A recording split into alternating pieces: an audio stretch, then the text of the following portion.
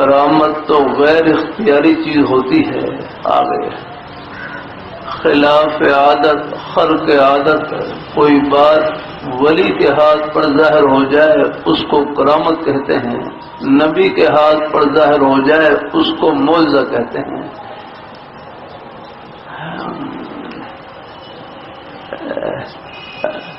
معجزے کے ظہور میں نہ نبی کا دخل ہوتا ہے، کرامت کے ظہور میں نہ ولی کا دخل ہوتا ہے، براہ راست پیچھے اللہ تعالیٰ کی قدرت کار فرما ہوتی ہے.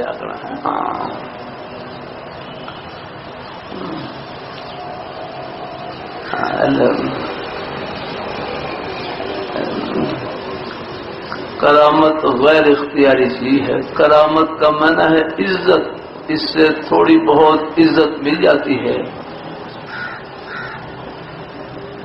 لیکن اللہ تعالیٰ کی بارگاہ میں قرب کا دار و مدار وہ اپنے ارادے اور اختیار سے نیک عمل کرنے پر ہے.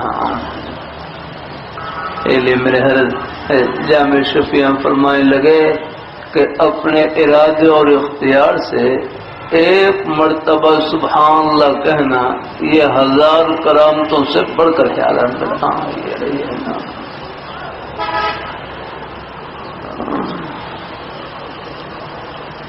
کرامت برحق ہے یاد رہے. اللہ تعالیٰ اپنی مہربانی فرمایا ہے. اللہ تعالیٰ اپنے جیسے اچھے خواب ہیں یہ آ جائیں اللہ تعالیٰ کا انعام، لیکن ایک غیر اختیاری چیز ہے.